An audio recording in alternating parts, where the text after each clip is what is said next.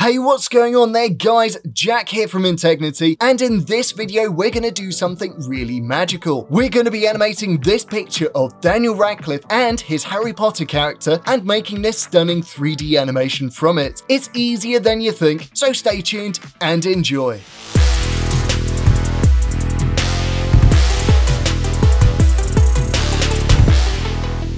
Today we're going to have a look at this picture by Radcliffe and convert it into this animation. We're going to be using an application called Photomotion, and if you're not familiar with Photomotion, it's basically a toolkit that works with After Effects, and it's the best you can get in terms of converting your 2D photos into quality animations. We have 6 projection systems for all different kinds of photos you might want to animate. We're going to be using Photomotion Portrait for this animation, which is our most popular projection system and is great for animating things like faces. So first thing that we're going to want to do is just load up Photoshop, and what we're going to do here is just start separating this image into 2 independent layers. We'll first duplicate this background by dragging this background layer over here down to this new layer button. Note, we are going to want to keep a copy of the background layer with the 2 merged for now, so we're just going to leave that original background layer alone within this project. From that point, we'll ensure to have this new layer selected and use the quick selection tool in order to create our initial selection.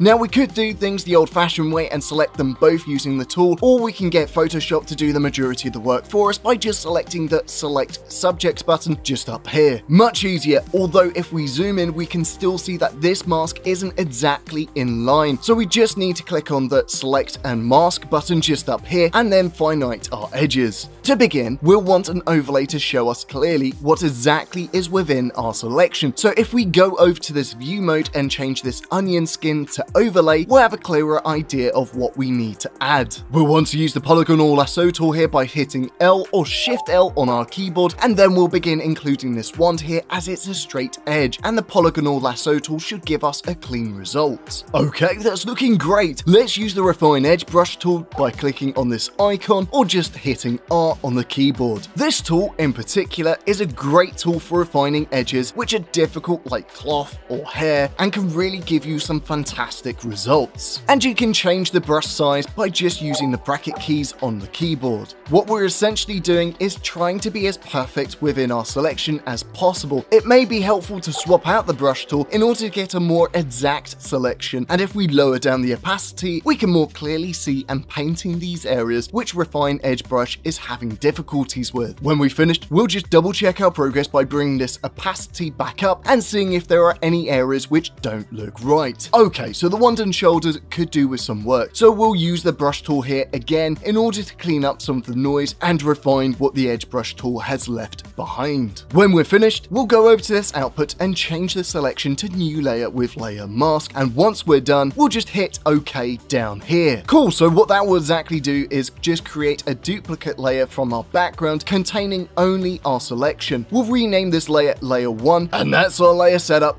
done. If you're interested in using the original background here, we'll quickly show you how to create a clean plate. In other words, a clean plate is a background layer with none of our subjects in it, and it's just a clean representation of what we perceive to be behind those subjects. So to begin this process, we'll bring back our selection by holding Alt and then clicking on the mask just over here. Then we'll disable this layer 1 and then select the background copy just over here, and then go over to select, then modify, and finally expand. We'll set the amount here to roughly around 15 pixels. We'll then right click on the selection, hit fill, and then we'll use content aware fill to do the majority of the work for us in creating this clean plate. So continuing on, we can just about spot one issue here at the bottom of our clean plate, so we'll just use the spot healing brush to fill in that area so it looks a little bit more natural. We'll then just get rid of that dark spot and then rename this layer to clean plate so it's a tad more clear in After Effects what layer is which. So you can see here that we have this really nice clean plate and clean selection of our subjects. It's not too bad at all. The next step is just to make sure to save this in an area which is convenient for us. We'll be putting this file on the desktop, but just ensure to have it in a safe place place where there isn't too much file traffic so it can't get lost or misplaced in the middle of your project. Cool, so with that done,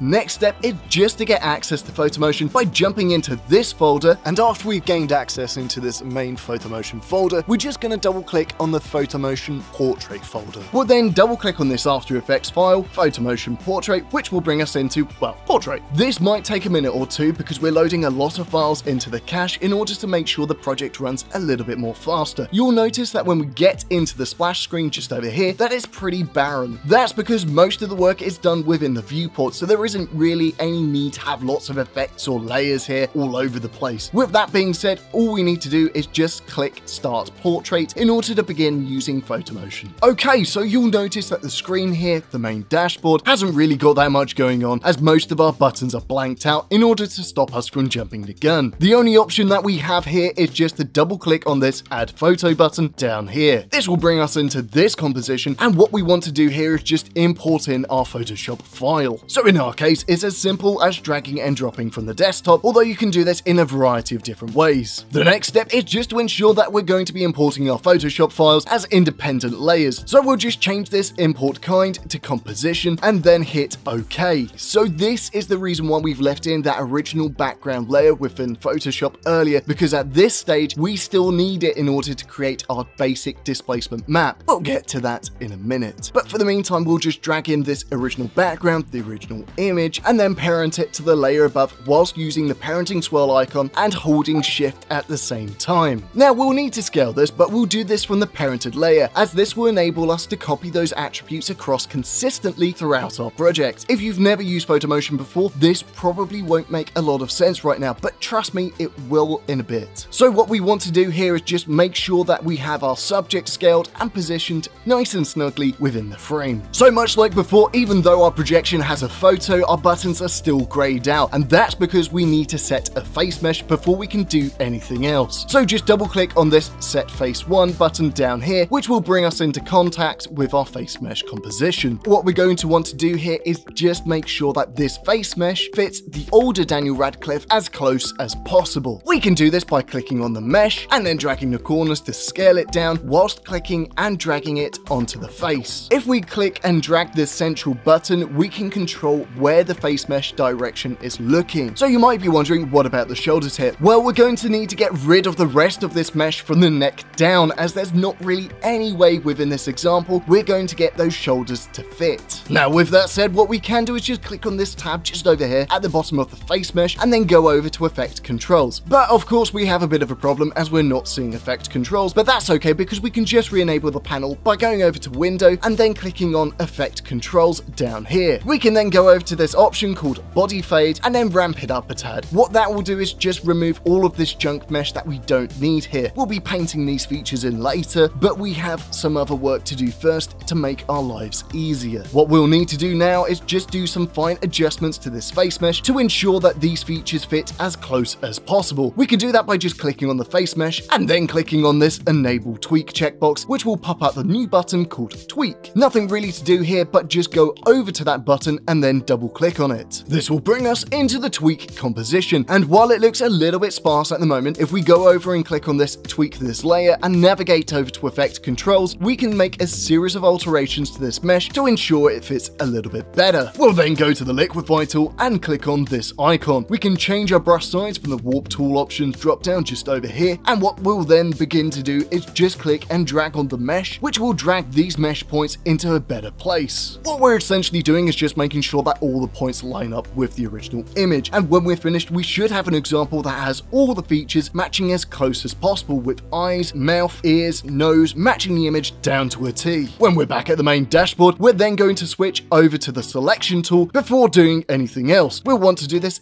every time we either use the Liquify tool, brush tool, or even the puppet tool within other projections. The next step is just to add a second face mesh to the younger Daniel Radcliffe here. Let's just double click on the Set Face 2 button just over here. Unlike beforehand, the face mesh is set to female by default, so we'll need to change that by just clicking on the face mesh and then going over to Effect Controls and change the mesh type to male. We'll see a change in the face mesh structure. We'll then do exactly the same to what we did the first time. Scale it into position and then change the mesh direction, and then maybe even add some rotation while we're at it. So again, much like before, the shoulders aren't exactly exactly matching up, which is a bit of a problem. So what we'll do is just click on the tab again at the bottom here, and then drag this body fade slider so we can get rid of some of the spare mesh. So once done, we're just going to enable tweak by clicking on the checkbox within the effect controls, and then double click on the tweak button down here. We'll then click on the tweak this layer again, and once again use the liquify tool just up here in order to tuck in the face mesh features to match the younger version of Daniel Radcliffe. Once we're happy, we'll jump back to the main dashboard and ensure that we're selecting the selection tool just up here. The next step is just to add the mask, what we did earlier, into the project so that we can have this custom background that you saw within the animation. We could do that by just double clicking on the add mask button on the main dashboard and then double clicking on the import mask. Within this composition, we'll just go to the project panel and then click and drag in the layer 1, our main subject here, into the composition. We'll then parent this mask layer to the layer above like last time whilst holding shift. So since we've already scaled and positioned this image from the add photo composition beforehand, all of those attributes from the add photo composition will be transferred into this image without too much effort, which is pretty neat. Back at the main dashboard, we can add in a custom background or original clean plate if we really wanted to by just clicking on the add background button down here. So if we wanted to import our clean plate, we'd do exactly the same of what we just did a moment ago, bring it into the composition and then parenting it to the parent layer just above. But within this instance, we want to add a custom background. Right, so if we go back to the desktop, we have this image here, which is our custom background. So we're going to want to bring this into After Effects into that composition. Seeing as this background fits perfectly already, there's nothing we really need to do here. Right, so immediately we have a small issue here, which is the fact that our main subjects have color and we need this to be completely unsaturated. So to change that factor, we'll jump into the add photo composition, and then with the background Photoshop layer selected, we'll type in within the effects and preset search saturation. We'll then double click on this hue/saturation effect, and then within the effect controls, we'll bring down this master saturation down to the point where we're not really seeing any color. Cool, so back at the main dashboard, we can see our main controller here, which is how we animate the image. If we move this controller around, you can see that their faces move along with the controller's direction. So we can move the controller slightly, and then in order to animate this, we'll move the playhead just to about 60 frames along. We'll then move the controller in the opposite direction in order to create some animated movement, and if we click on this magnifying glass icon on the main controller, we can add some zoom within this animation from effect controls. We could also do the same with rotation by just clicking to the tab to the left of the controller and then navigating back to effect controls as well. We now have this animation which is looking pretty okay, but we're not seeing any movement outside of their faces, which looks a little bit strange. So we can make this a lot more immersive by just double clicking on this edit depth button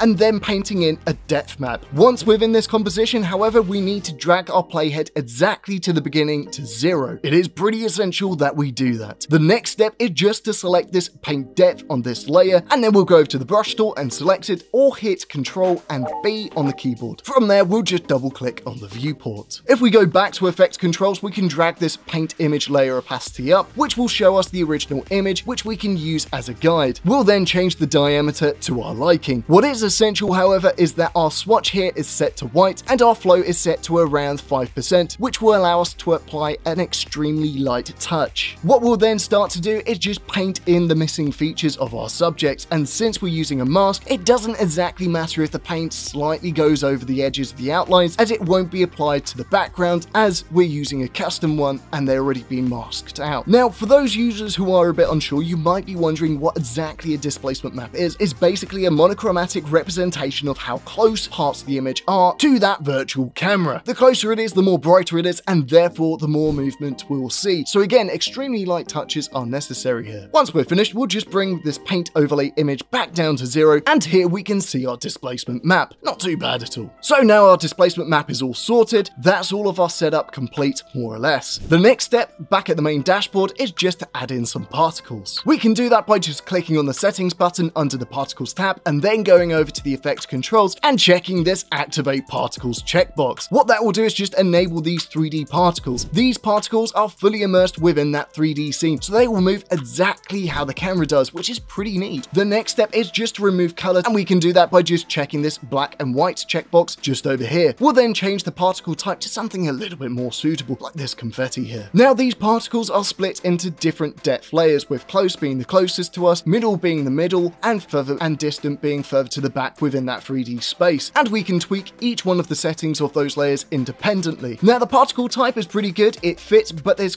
quite a lot in terms of the amount of particles. So what we're going to do is just change the amount of particles that exist within each independent particle layer by first going over to the close button down here and then going over to effect controls and changing this density to 2. As said before, that will bring down the amount of particles within that selection that is closest to us. We can do this for each independent particle layer, so let's go to the middle and do the same. What we're doing here is just taking out some of the busyness within the scene, bring down a particle count in order to make it look a little bit more cleaner. However, because our background is slightly out of focus, we'll need to change the last 2 particle layers here too. So let's just change this blur offset slider within effect controls. We'll do this with the distant and further particle layers. However, we still have a bit of a problem, and that's the fact that some of our particles are in the way of our main subject, but we can change this easily. If we click on the middle button just down here and then go over to this position X within effect controls, we can move the particles along the X axis and out of the way of our main subjects. We can also change the scalar tab to help them blend in with the close particles layer as well. Next, we'll need to change the background in order to give this animation a little bit more perceived depth so it separates the 2 Radcliffes from the overall image. So we'll just go to this background button and then change the depth that exists between our main subjects here and the background. We'll also bring down the background's highlights in order to make sure that our main subjects really pop within that animation. Looking really good so far. Next, we'll just change the export resolution to 4K by going over to the resolution button to the top right, and then we can change the export resolution within effect controls so that it's 4K. Note, this actually won't change your preview to 4K, so it won't slow down your project in any way, shape or form. Okay, cool. Our animation is now ready to be rendered. So let's just double click on the export button down here, which will bring us into the export composition. You'll first notice that there are a series of numbers down here, and that is the Photomotion Perfect Cut system. What this essentially tells us is how many frames we want to have for each loop that we want. So if we just wanted that initial animation, no loops whatsoever, we'd cut at 60 frames. And if we wanted one loop, that animation coming in and then out, we'd choose 120 frames, 240 frames for 2 loops, and so on and so on and so on. Okay, so let's just demonstrate. If we go over to the frame count indicator over here and type out 120 for 1 loop, our playhead will move to that exact point. And if we look at the Perfect Cut system now, we'll see that it's highlighted green for 1 loop. All we need to do now is just make sure that we mark out on our timeline in order to tell After Effects that this is what we want rendered. Otherwise, it'll render the whole entire composition, which isn't exactly what we want. Next, we'll just go to composition and then hit add to render queue. But why not Media Encoder? Well, Photomotion is a fairly hefty project, so if we bring it into Media Encoder, it will create a copy of the project file, which takes up a little bit of space. So we'll then click on this lossless down here and change the settings in here so that we're not rendering to something as lofty as AVI, and we'll want to change it to something like QuickTime. We'll then change the output location to somewhere that's more convenient to us, somewhere like the desktop, and once we're happy, we'll then hit the render button just over here. And once we have this MOV rendered, we can just jump to Media Encoder and then transcode it to an MP4. One major benefit of doing this is the file size, as MP4 with H.264 codec is generally smaller than QuickTime. So we'll use Adobe Media Encoder for this, and once it's booted up, we'll drag our render into the render queue, and what we'll want to do is just make sure that this setting over here is set to H.264, and once that's done, we'll just hit the render button. Awesome! So once that's done, let's load this render and this newspaper image into a new After Effects project. If we drag this newspaper image onto this icon, we can create a new composition with the exact same dimensions as the newspaper, which is pretty neat. Next, we'll then drag this render here into the composition and scale and position it so it fits nicely within the gaps of the articles. So with the render selected, if we hold Control and then hit D, we can duplicate our animation layer along. By doing so, we can create 3 loops for animation,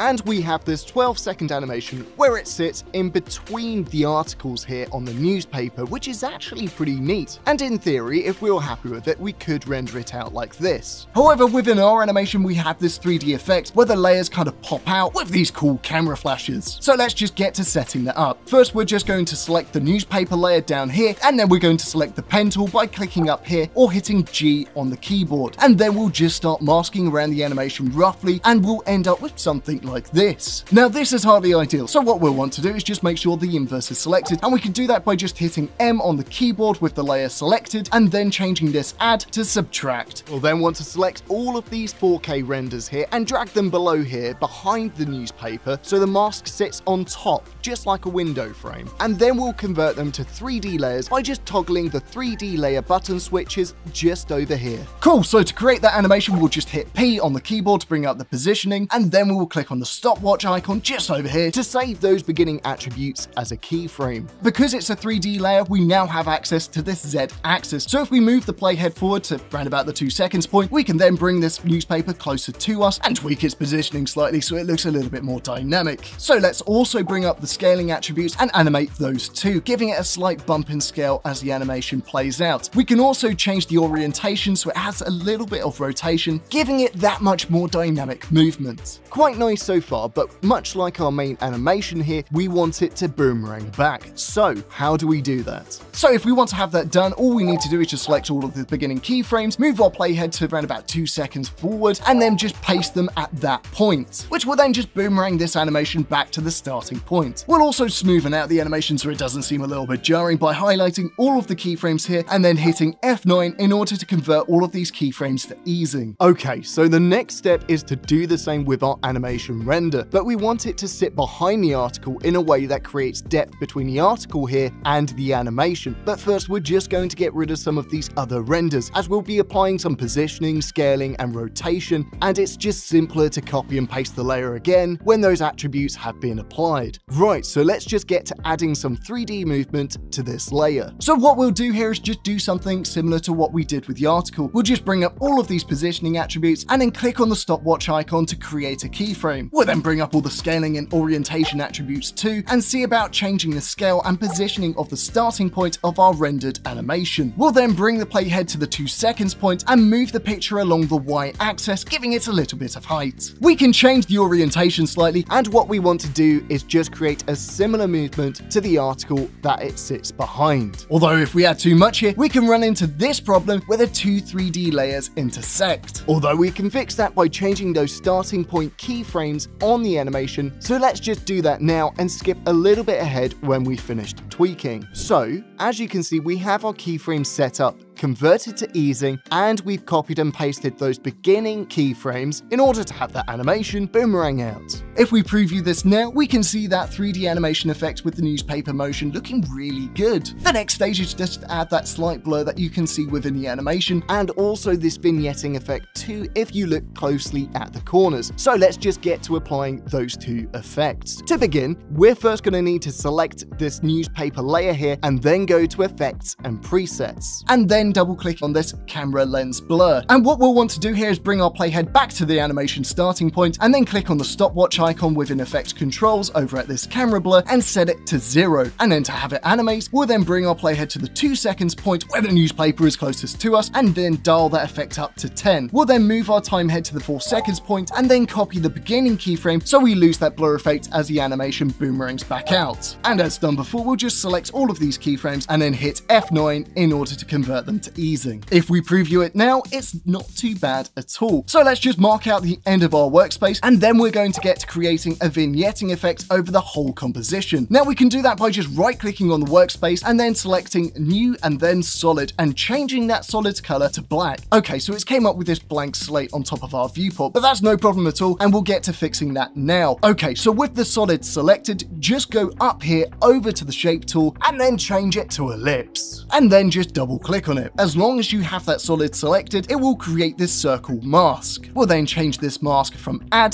to subtract and then hit F on the keyboard to bring up all of the feathering attributes. And we're just going to hike up the feathering just to smooth out these edges. If we hit T on the keyboard and bring down the transparency, we can get this really nice subtle effect. Right, so let's just go to this solid layer and rename it to vignetting. So we can see here that we have some camera flashes in the final animation. So let's just get to creating that flashing animation, and we can do that by just selecting the animation render layer down here and then going over to the Effects and Presets panel. We'll then apply the exposure effect here, and then we'll move our playhead a little ahead of the first few keyframes. Then we'll go back to the effect controls and then click on the exposure stopwatch in order to start animating. We'll then want to magnify into our timeline to get a little bit more of a clearer view of that freshly created keyframe. So what we want to do here is just bring our playhead a few frames ahead and bring up that exposure. We'll then then bring our playhead substantially further, reset the exposure so that effect takes longer to animate out, and we end up with this really nice slow motion effect. So, of course, we'll change all of these keyframes to easing, copy all of them,